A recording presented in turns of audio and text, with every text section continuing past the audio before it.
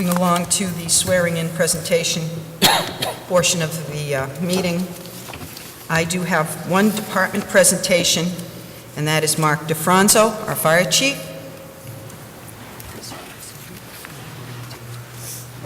Good evening.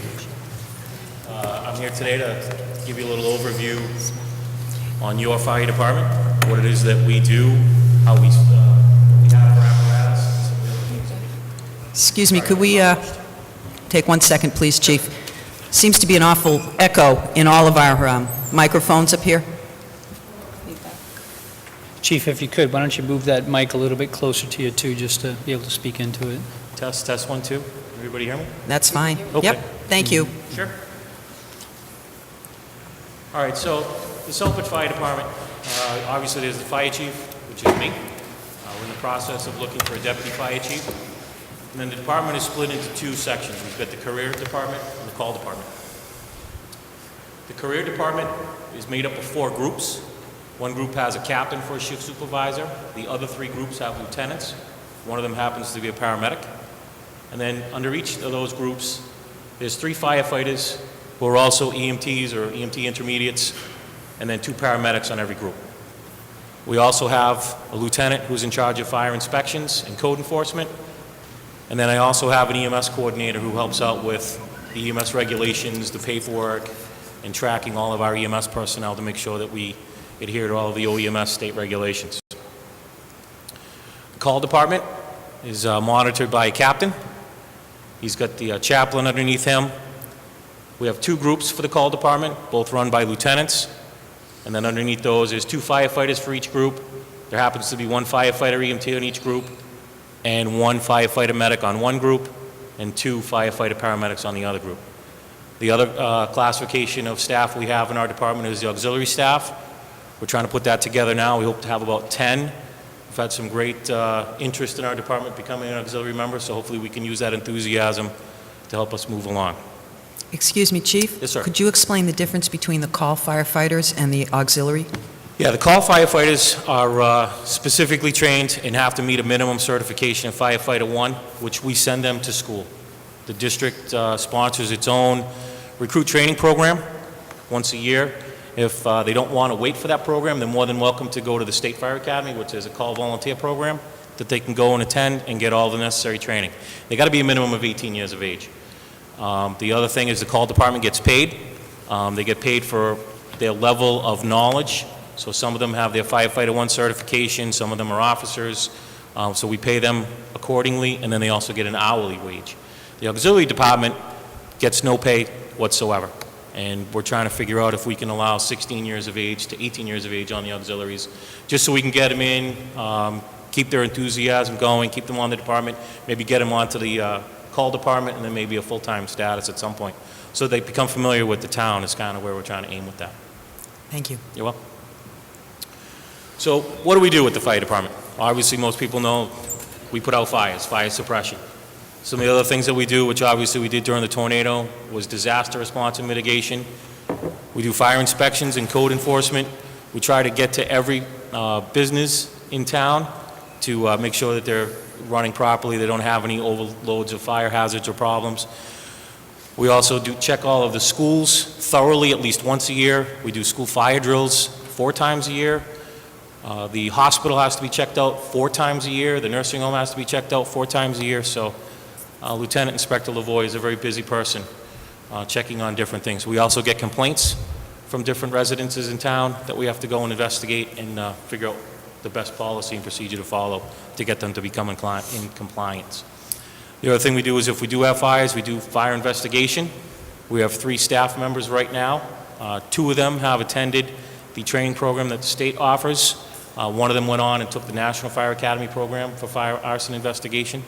So we feel we have a pretty good handle on if there's a fire in town, we're going to hopefully be able to figure it out.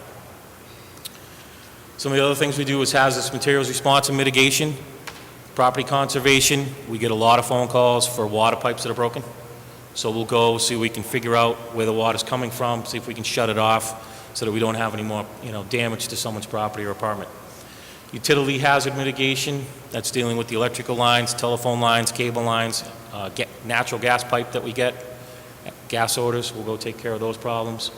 Fire prevention, we're trying to do more adult education programs. We happened to get invited to a Latino program about a month or so ago, and it was curious to find out that they didn't know that we provided the EMS service for the town. So by me doing this presentation, hopefully we can get the word out that we provide the ambulance service for the town. The other program that we do is the SAFE program, Student Awareness Fire Education Program, that's sponsored by the state. We have 2 people that are certified to the public life safety educator level. So they go out into the schools and provide education to the student body. Again, fire safety, fire prevention.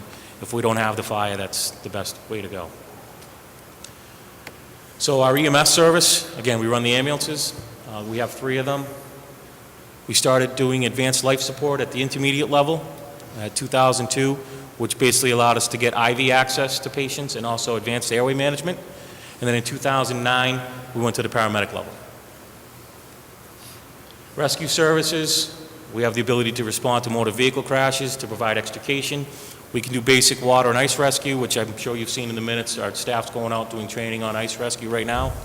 And we have limited abilities for technical rescue. Sometimes over on Central Street by the bridge, we've had a couple people go over the railing and we've had to provide some type of rope work to get them up out of that little ravine that's there.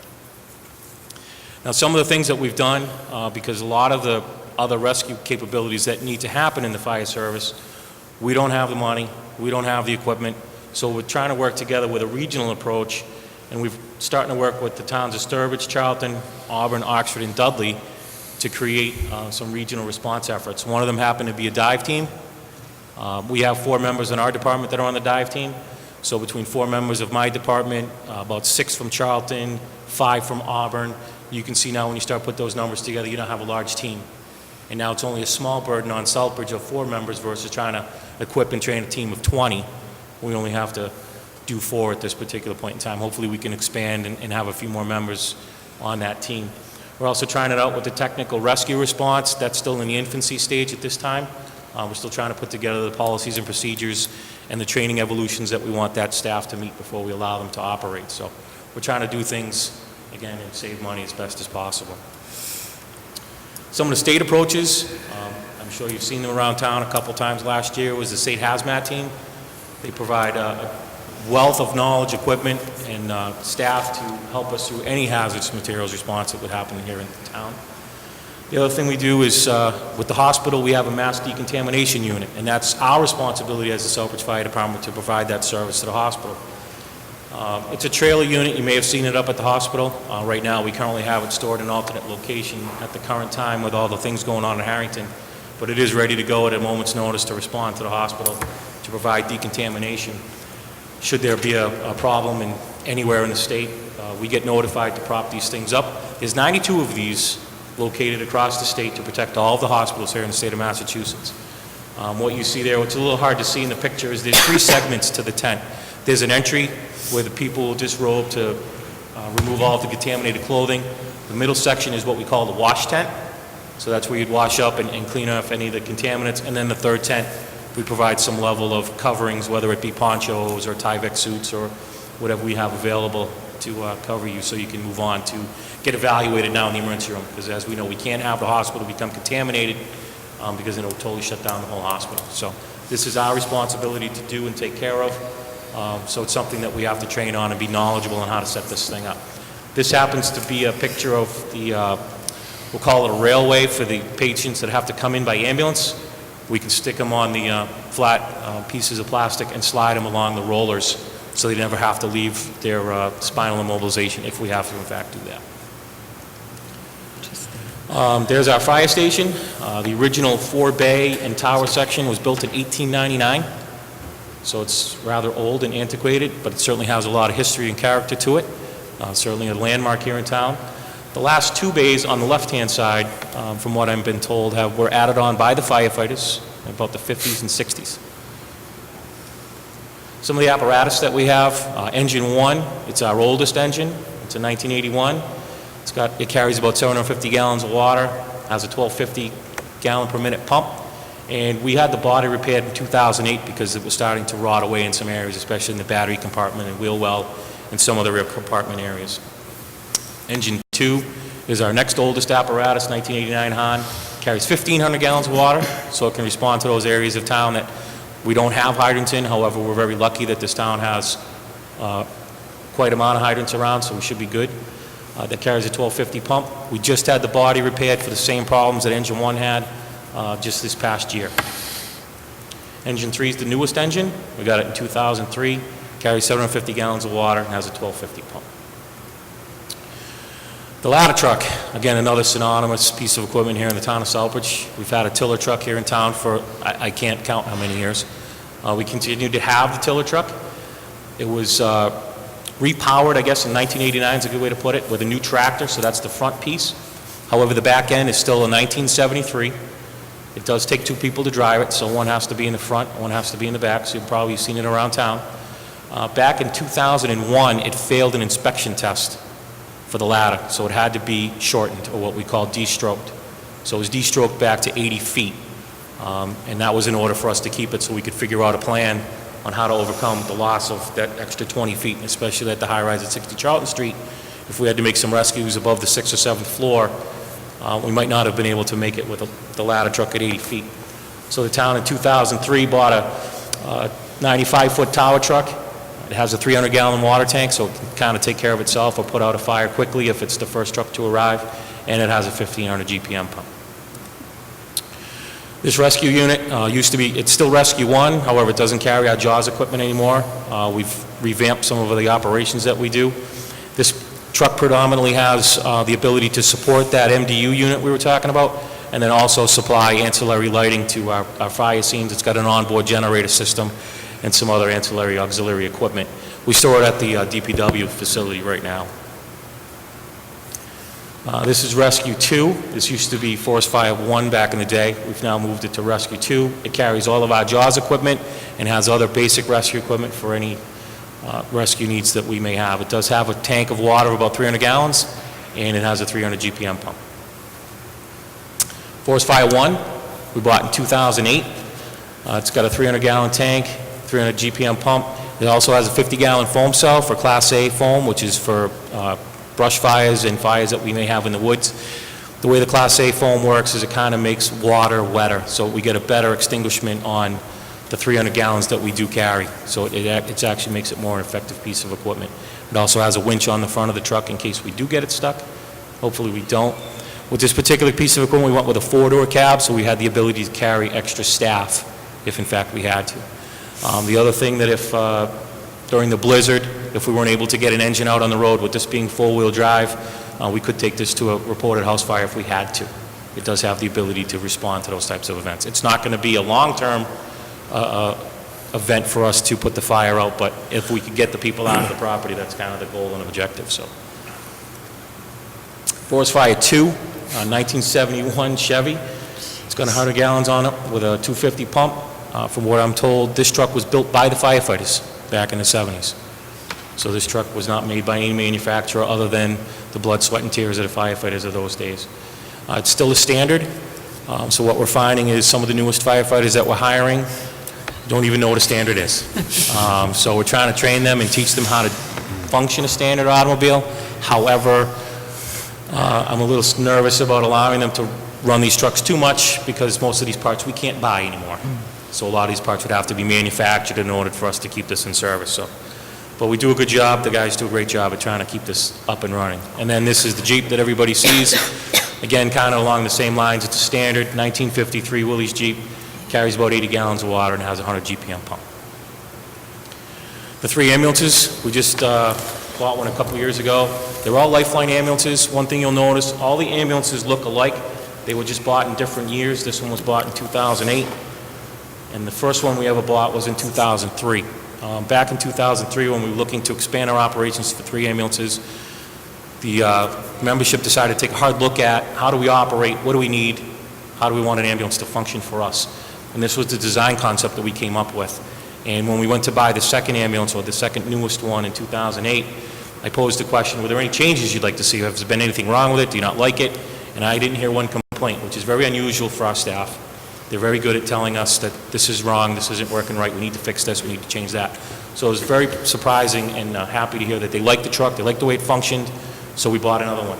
And then when we bought the last one in 2010, that finally allowed us to have consistency among all the ambulances. All the equipment is in the same place. All of the ambulances are staffed the same with 2 paramedics, or 1 paramedic and 1 EMT. So it worked out really nice that we have all of our equipment the same. And then here's our pickup truck, a 1998 F-350, the command car, which is what I drive, and the inspector's car, 2004 Ford Explorer. Some things that the Southbridge Fire Department does: we're part of Fire District number 7. The state is broken up into 15 different fire districts. Our district is comprised of 26 cities and towns. With us being part of District 7, many years ago, it was decided that we would become the district dispatch control point.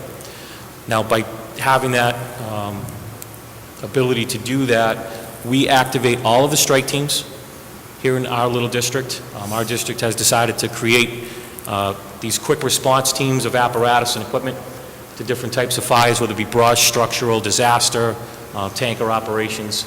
We've decided to break ourselves up, so we dispatch all of those. And then at the state level, which is even larger pieces of assemblies of equipment, we also activate all of those and dispatch all of that equipment. We also have direct contact with MEMA. We have a separate phone line that goes straight to the MEMA bunker. It's not over radio waves, it's over different phone lines, and we have the ability to communicate directly with them should there be a problem. All of the colored areas are our district here in Worcester, southern Worcester County. It's from the Warren, Brookfield area, Sturbridge, all the way to the east, Upton, Mendon, Millville, and Blackstone, and all the way up to Worcester and Paxton, and down to the Connecticut line.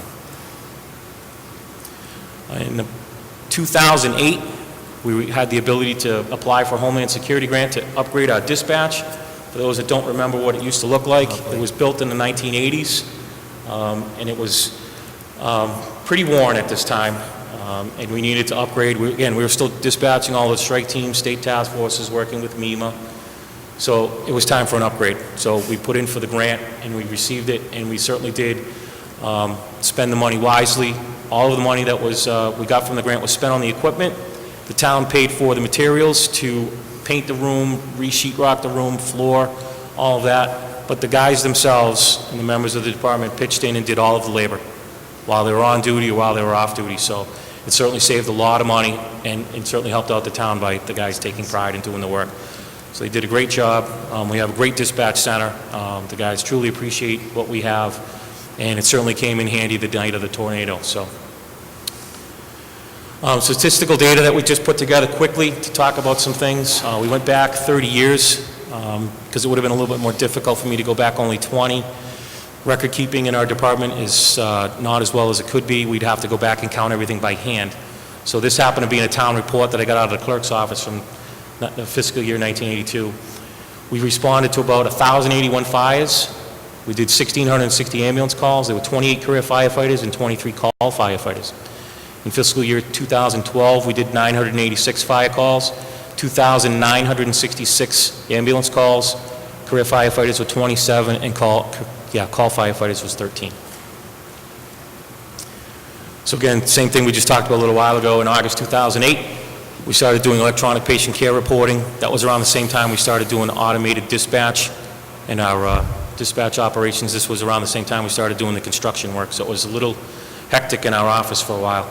And then in November of 2008, we started the paramedic delivery, and we equipped 2 ambulances at that time because we just couldn't afford to go to the 3rd ambulance. We didn't know if we really needed 3 ambulances at that time. So over time, we found that we really needed the ability to have 3 ambulances available for paramedicine. So in May 2011, we asked for and received the additional monies to buy used equipment to bring that 3rd truck up to paramedic level. So with paramedicine, we wanted to kind of show, is it working, is it not working? So what we did was we took some totals of ambulance calls that we had. So in 2009, we did 2,778 ambulance calls. Out of those calls, we did 15 cardiac arrests. We had 1 save that equaled out to about 6%. In 2010, we did 2,944 ambulance calls. We had 10 cardiac arrests, and unfortunately, we weren't able to save anybody. In 2011, we did 2,877 ambulance calls with 17 cardiac arrests.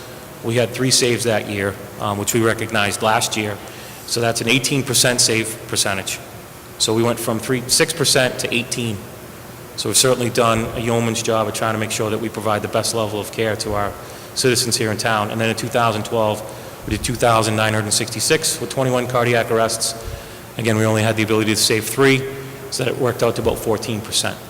So you can certainly see that over time, by us having paramedicine and training our people and keeping them well equipped, we're being able to save lives, which is truly the goal of our department. And our department continues to provide some of the latest and best practices in pre-hospital medicine using the intraosseous drill, which in the field we call it the IO drill. So if we don't have the ability to get IV access, we have the ability to drill into the bone area. And again, that takes training and skill. That's just not something you pick up and run with. Capnography, ventilators, CPAP, RAD-57, CO monitoring. So if somebody feels they got too much CO, we have a meter on our truck that we can go and get your CO levels in your blood. It's about 98% correct compared to doing a blood test at home. So it's a pretty accurate device that we're able to get. Some of the other things that we do in our department is the CERT program. We work with emergency management on that. This is the Community Emergency Response Team. What these people do is they assist with sheltering, they assist the Red Cross, they assist us with rehabbing firefighters if we want them to, and any other functions that we can think we need them to help us out with. The team follows national standards for training, and they are able to respond to all different types of hazards, and then we also include first aid and CPR in the training.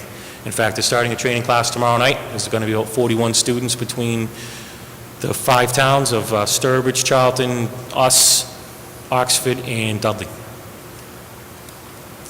And again, like we spoke earlier, we work with emergency management and the emergency management director very closely, and whatever he needs, we will try to accomplish whatever he needs. So at the end of my presentation, if you need us, call 911. That's our emergency number. That's how you get a hold of us. If you need to just talk about business or you need an inspection done or anything along those lines, our business number is 508-764-5430. And that's your fire department. Thank you very much. That was wonderful. Does anybody have any questions? When do we get to go ride on all of the trucks and things? I'm sorry you don't. Oh, Liability. uh-oh. Counselor? First, I wanted to kind of thank you. I think this was probably, if not the best, one of the better presentations we've had, at least in my opinion. I do have a couple quick questions, though. One is kind of considering what we saw, what do you feel are the department's greatest needs right now? Training is the greatest need that we have right now. Training and some more equipment. We've worked very well over the last couple of years with the town manager and the council. And then we also got a grant opportunity a number of years ago to get us all brand new turnout gear. We've worked with the council to get new air packs. We did get a new engine. We've got a new ambulance or two, but as you can see, our 1981 engine certainly doesn't meet the standards of today's firefighting apparatus. It's still an open cab, which is not really allowed anymore. They want us to be in closed cabs. And it still has equipment that probably shouldn't be on that truck anymore, but it's what we have. It met NFPA at the time it was built, so it's certainly more than capable of operating a piece of equipment. And we did, our best job to try to create, take care of the rust that we found and keep it on the road as safely as we can. Okay, then the other question is a bit, possibly a bit more difficult. The firehouse itself, the viability, short-term, long-term. I've spoken with the town manager. We'd like to put some type of committee together. However, there was a committee formed a number of years ago, and those people were put on indefinitely. So I have to reach out to those people that had signed up for that, and hopefully we can send a letter out in the next week or two to those people to see if they're still interested. Because if they're still interested, I don't know how we go about getting around the fact that they were appointed indefinitely. There are some that have passed away since that committee was created or moved, so we will look to replace those people. But we're looking to see what we can do about, do we stay where we are, do we expand operations where we are, or do we look for a whole brand new facility? My approach is, we should look at every single option that's available and then, cost it out over the long term. This building, obviously, we've had for over 100 years. I don't know if it'll make another 100 years, but it's something we need to look at and, consider and bring in the professionals to give us opinions on the best approach. Thank you. Anybody else have anything?